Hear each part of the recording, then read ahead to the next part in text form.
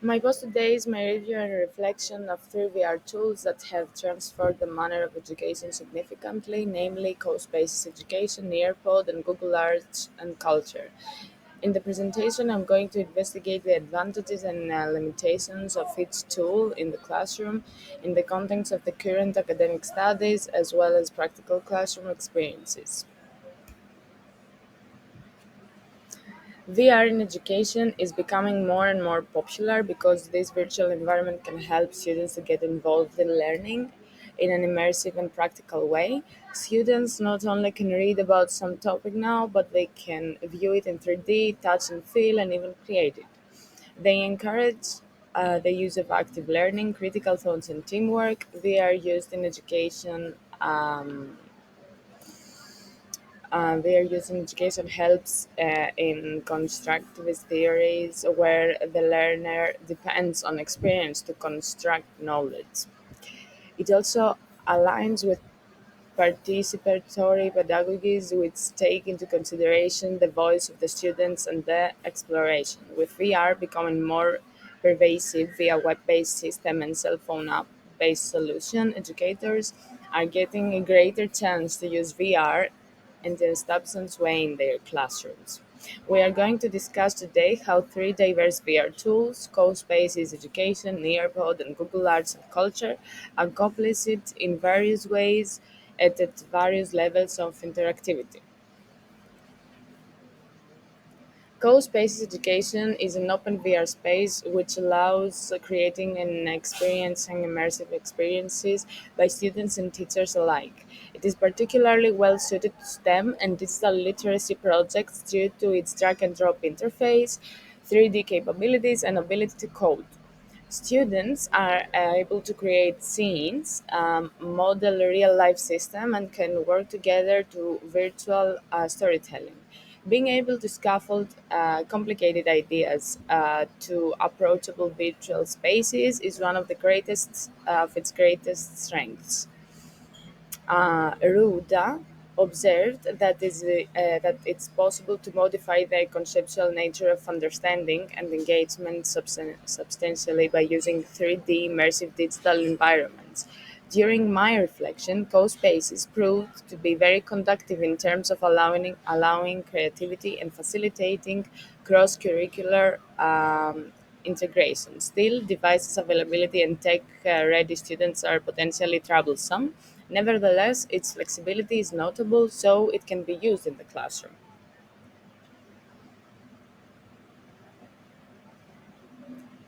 So, cost-based education benefits are many dimensional. First, it enables the students to become creators instead of being slugging consumers, improving engagement and digital courage. Second, the possibility to work with block-based code will make students more acquainted with computational thinking, which is vital in modern labor market. Third, it can support differentiated instructions, which coordinate teacher to scaffold learning content among different learners. Co-construction of knowledge and social learning is enabled with the help of collaborative virtual environments. A level of immersion introduces higher motivation and the feeling of presence, which is consistent with the findings of Banos on the emotional effect of VR.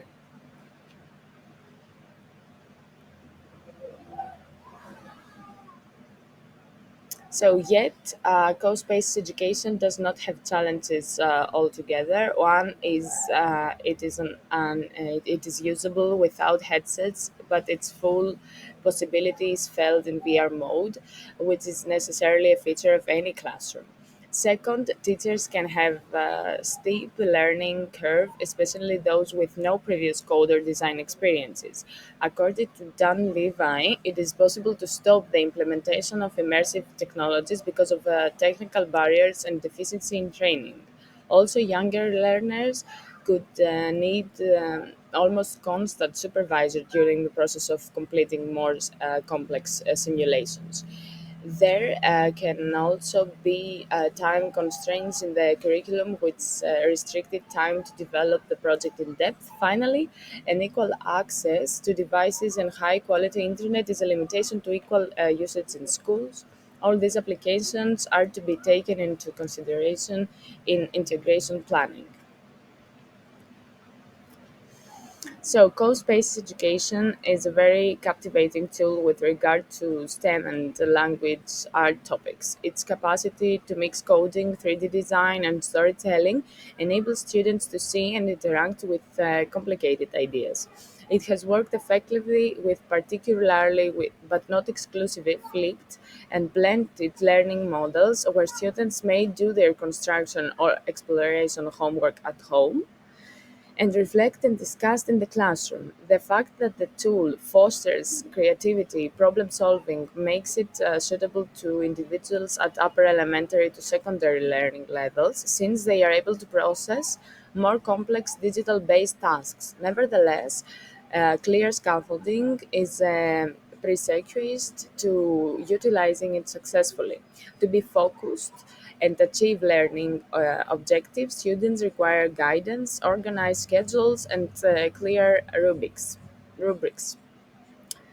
Course-based education can be a strong tool of immersive and student-centered learning with the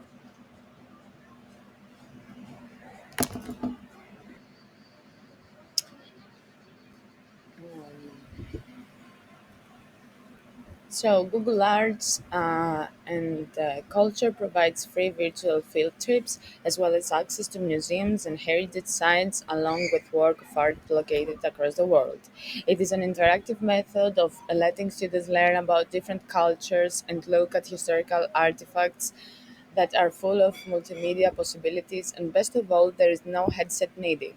The tool is very visual and interactive, hence can be used in social studies, language, and art courses. It also promotes cross-cultural understanding and its side of the divide, and the researchers have included it in line with the opinion of Xiong, who placed significance on the learning abilities of immersed displays. Google Arts and Culture was an inclusive and flexible tool in my consideration as it can be objectively applied in the form of a project based on learning research or an independent research tool. Its inclusion in work has the effect of promoting inquiry learning. Educators are also able to direct students to specially selected collections, whether in classroom discussion can be elaborated. So, Google Arts and Culture provides free virtual field trips as well as access to music. Ora. So, as Google Arts and Culture offers high quality, immersive, and free learning, it can find its place in particularly any classroom. Learners